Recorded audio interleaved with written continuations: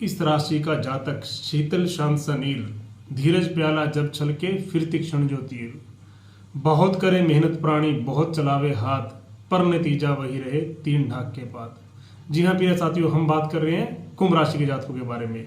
इस राशि का जातक वैसे बहुत ही शीतल है, शांत है, जल के समान, लेकिन कहते हैं ना जब प्याला छलक जाएगा या जब इंसान के अंदर भर जाएगा, है ना, तो फिर क्या होगा, फिर वो तीर के समान तीक्ष्ण यानी तीखा हो जाएगा। और सबसे ज्यादा इस राशि से ज्यादा इंसान, वैसे तो सभी राशियों के जातक मेहनती होते हैं हर इंसान, लेकिन इस राशि का जातक मैं कहता हूँ सबसे ज्यादा मेहनती है। बहुत अपने जीवन में प्रयास करता है, तक प्रयास करता है, लेकिन उसके बाद भी जो परिणाम है वो कैसा है, जैसे ढाक के तीन पात, यानी परिस्थिति जो की तो रहती है। लेकिन प्रिय साथियों, साल 2024 वैसा रहने वाला नहीं है। सर्वप्रथम बहुत ही ज्यादा आप लोगों का हार्दिक अभिनंदन करता हूं आपका आपके अपने चैनल समय संकेत पर। प्रिय साथियों, आज हम जिस विषय पर चर्चा करेंगे वो है कुंभ राशि के बारे में। साल 2024 कैसा रहने वाला है, career, health, love life, all. तो वीडियो के अंत तक आप लोग बने रहिएगा। दूसरा प्रिय साथियों, साल 2024 जैसा कि आप सब लोग जानते हैं कि टोटल गणना भी 8 है, जिसके स्वामी शनि हैं। और दूसरे शब्दों में मैं अगर कहूं तो शनि को इस साल मंत्री का पद भी मिलने वाला है। तो सबसे बेहतर मैं कहूंगा आपकी लाइफ में, अगर आप स्ट्रगल में जीवन जी रहे हैं तो 2024 साल आपके लिए कुछ खुशियां, कुछ बेहतरीन करने वाला है। प्रिय साथियों, यह कार्यक्रम जन्म राशि चंद्र राशि पर आधारित है। और अगर आपको कुछ भी अपनी कुंडली का बारीकी से विश्लेषण कराना है तो आप हमारे चैनल पर दिए गए डिस्क्रिप्शन में जाकर उन नंबरों पर कॉल करें। यदि आपके नंबर पर कोई रिप्लाई करता है, कोई मैसेज करता है, अपना नंबर डालता है, तो वो स्कैम भी हो सकता है। इस बात का ध्यान रखिए।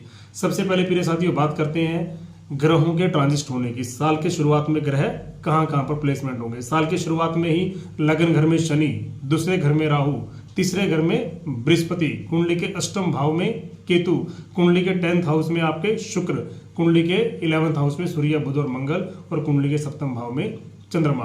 प्रिय साथियों, पूरे साल शनि का कोई परिवर्तन नहीं होने वाला है। राहु का भी पूरे साल कोई परिवर्तन नहीं है। गुरु भी 3rd हाउस से 4th हाउस में मई 2024 में जाकर ट्रांजिट करेंगे।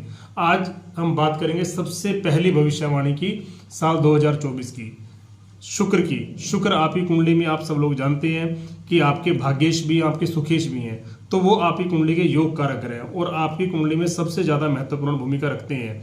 25 अप्रैल तक, तारीख बिल्कुल याद रखिएगा, नोट भी कर लीजिएगा, 25 अप्रैल तक और 20 मई से लेकर 15 जून तक। ये प्रिय साथियों वो समय है जिस समय शुक्र, जो कि आपके भाग्येश और सुखेश, आपको देंगे ही देंगे। यानी भाग्य और सुख का स्वामी अगर देने पर आए तो इंसानों के सुख में भी वृद्धि होगी, और जो काम हमारे 2 घंटे में बन रहे थे वो 1 घंटे में बने, क्योंकि भाग्य हमारे साथ है। जब इंसान का भाग्य उसके साथ हो, और शुक्र को तो भोग का कारक भी कहा गया है, जब भाग्य साथ होगा हमारे काम बनेंगे, सुख के हमारे पास साधन होंगे, और सबसे बड़ी बात हम उन साधनों का भोग भी कर पाएंगे। ऐसा नहीं है कि साधन तो मिल रहे हैं लेकिन हम उसका भोग नहीं कर पा रहे। बस इतना ही ध्यान रखिएगा कि आपकी कुंडली में शुक्र प्लेसमेंट कहाँ है, और दूसरा क्या, उस पर किसी पापी ग्रह की दृष्टि तो नहीं है। अगर ऐसा नहीं है तो ये शुक्र आपको इस साल बहुत कुछ बड़ा देने वाले हैं। दूसरी भविष्यवाणी की बात करें मेरे साथियों, सूर्यदेव की। सूर्यदेव 14 जनवरी से 14 फरवरी तक आपके 12th हाउस में होंगे। पार्टनर की हेल्थ का, पार्टनर के स्वास्थ्य का विशेष तौर पर आपको ध्यान रखना है। उसके बाद 14 फरवरी से 15 मार्च तक वो 1st हाउस में ट्रांजिट हो जाएंगे। सूर्य अग्नि है, अगर लगन घर में बैठेंगे, 1st हाउस में बैठेंगे, थोड़ा सा आपके अंदर एग्रेशन, टोन आपकी बदल जाएगी। इससे आपके रिलेशन खराब ना हो, अपनों से, दोस्तों से, मित्रता से, परिवार से, किसी भी इंसान से। तो अपनी वाणी पर आपको इस समय के अंदर पूरा नियंत्रण करना होगा। उसके बाद 14 अप्रैल से 14 मई तक गवर्नमेंट जॉब के लिए अच्छा, कोई इंसान अगर मेडिकल क्षेत्र में उसके लिए बहुत अच्छा, विदेश योग के लिए बहुत अच्छा। अगर आप इस समय विदेश जाने की प्लानिंग कर रहे हैं या आप विदेश में हैं, वहां पर आपको कोई किस चीज़ के लिए अप्लाई करना है, उसके लिए मेरे साथियों बहुत अच्छा होने वाला है। मान सम्मान के लिए इस समय बहुत अच्छा होने वाला है। और 15 अगस्त से 15 सितंबर तक जब सूर्य आपके स्व राशि में होंगे, 7th भाव में होंगे, तो उस समय आपके पार्टनर की हेल्थ के लिए भी अच्छा, उनसे बॉन्डिंग के लिए भी अच्छा, उनसे रिलेशन के लिए भी अच्छा। और सबसे बड़ी बात, अगर कोई लव लाइफ में है तो इस समय वो अपनी लव लाइफ को अच्छा कर सकते हैं, या लव लाइफ को मैं कहूं तो मैरिज में कन्वर्ट भी कर सकते हैं। ये समय बेहतर होने वाला है। जो प्रिय साथियों आपको समय बता रहा हूं, समय का ध्यान रखिएगा। उस समय पर अगर आपको डिसीजन लेना चाहें तो ले सकते हैं। तीसरी भविष्यवाणी शनि की। जैसा आपको बताया कि पूरे साल शनिदेव का कोई परिवर्तन नहीं होने वाला है। आप जानते हैं कि 7.5 का दूसरा चरण चल रहा है जो मार्च 2025 तक रहेगा। 1st हाउस में शनि क्या करेंगे, लग्न के लगन में बैठकर शनि जो लग्नेश में आपके क्या करेंगे। फिर साथियों सबसे पहले तो यहाँ पर शश नामक महापुरुष योग बनेगा। और दूसरी बात, एक परेशानी जरूर आती है कि शनि का काम है मंद मंद, धीरे धीरे देना, लेकिन होगा वही जो आप चाहोगे, तब नहीं जब आप चाहोगे। शनि देंगे सब कुछ, लेकिन आपकी इच्छा से नहीं, अपनी इच्छा से। इस समय के अंदर अगर आपको बचना है तो किससे? ओवर थिंकिंग से, क्योंकि कामों में थोड़ी देरी हो सकती है, काम में थोड़ी अड़चन आ सकती है। आपको काम टालने की अगर आदत है तो उसको छोड़ दीजिए, अगर आलस आ रहा है तो उससे बचिए, क्योंकि ये समय जो होगा आपका टेक्निकल, मैकेनिकल, इंपोर्ट एक्सपोर्ट के लिए अच्छा होने वाला है, लेकिन तब ही जब आप आलस में ना हो, जब आपके अंदर काम टालने की आदत ना हो। और उसके बाद मेरे साथियों जब शनि वक्री हो जाएंगे जुलाई 2024 में, तब वो आपको 12वें घर का फल देंगे। और जब वो 12वें घर का फल देंगे तो आपको थोड़ी लंबी यात्रा करा सकते हैं, थोड़ा सा आपकी जॉब में परिवर्तन हो सकता है, कोई ट्रांसफर, अगर आप गवर्नमेंट जॉब में हैं तो उसमें ट्रांसफर का कोई योग बने। एक्सपेंस पर आपको अपने कंट्रोल करना, नियंत्रण करने की मेरे खर्चे बेवजह ना हो।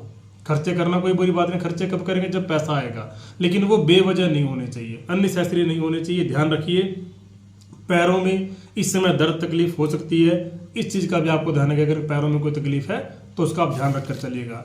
बात करते हैं मेरे साथ राहु की। राहु का भी पूरे साल कोई परिवर्तन नहीं होने वाला है, सेकंड हाउस में राहु रहेंगे। और सबसे बड़ी बात, अगर सेकंड हाउस में राहु है तो आप कोई भी कार्य ऐसा मत कीजिए जिससे आपके ऊपर एलिगेशन लगे, आरोप लगे, जिसको हम कह सकते हैं गैर परंपरागत कार्य आपको कोई भी इस साल के अंदर करना नहीं है, उससे बचना है। लव रिलेशन की अगर आप शुरुआत करते हैं इस समय के अंदर, अगर आप लव लाइफ में एंट्री कर रहे हैं तो अपने साथी, अपने पार्टनर को एक बार नहीं 2 बार सोचिए, समझिए, ट्रस्ट बना लीजिए, थोड़ा समय दीजिए उसको भी, आप भी समय लीजिए, उसके बाद आप आगे बढ़िएगा। हाँ, इतना जरूर कहूंगा, विश्वास करना तो मेरे साथियों बहुत ही जरूरी है, लेकिन किसी पर भी आप अंधविश्वास ना करें और एकदम से विश्वास ना करें कि किसी ने आपको बोला और आपने तुरंत विश्वास कर लिया, ऐसा भी नहीं करना। और सबसे बड़ी बात, सेकंड घर हमारी कुंडली का वाणी का भी है, तो आपको वाणी दोष से बचना है, क्योंकि अगर आपकी वाणी दोष हो गया या आप किसी को गलत बोल देते हैं तो शत्रुओं को आप मौका दे देंगे। शत्रु क्या करेंगे? आपकी इस कमजोरी का फायदा उठाएंगे और जिसको फिर आप बाद में झेल नहीं पाएंगे। तो इससे बेहतर आप अपनी वाणी पर नियंत्रण करें, तोल मोल के बोलो, समझकर सोचकर उसके बाद आपको कुछ भी बोलना है, क्योंकि राहु भी आपको ये इंडिकेट करते हैं कि बुरा मत सुनिए, बुरा मत देखिए, बुरा मत कहिए। तो शायद आपको राहु सेकंड हाउस में बहुत अच्छे परिणाम दे देंगे। बात करें केतु की, अष्टम भाव में केतु पूरे साल रहने वाले हैं।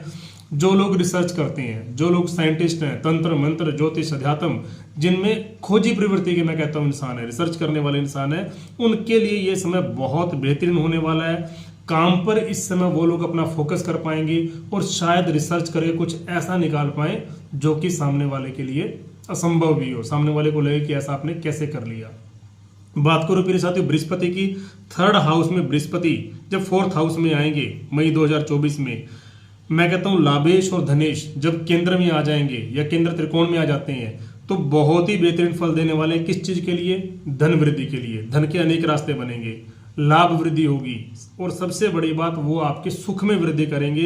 तो प्रिय साथियों, ये समय जब आपका मई 2024 का है तो वो समय बेहतरीन होने वाला है। हाँ, अप्रैल तक जब तक शनि थर्ड हाउस में रहेंगे तब तक थोड़े फाइनेंशियल इश्यूज हो सकते हैं, फाइनेंशियल क्राइसिस आ सकते हैं, मेहनत ज़्यादा हो सकती है, आपको संघर्ष ज़्यादा करना पड़ सकता है। लेकिन उसके बाद समय बृहस्पति आपको बहुत बेहतर धन और लाभ हर चीज़ से आपके लिए बेहतर होने वाला है। करना क्या है प्रिय साथियों? सबसे पहले तो आपको शनि देव जी की किसी ना किसी रूप में आराधना करनी ही है। दूसरा, शुक्र के आपको बीज मंत्र का जाप करना है। और अगर साथ में आप भोले बाबा की आराधना कर लें तो कहना ही क्या। जानकारी अच्छी लगे तो लाइक शेयर करना भूलिए मत। जय श्री राम, जय श्री बालाजी महाराज।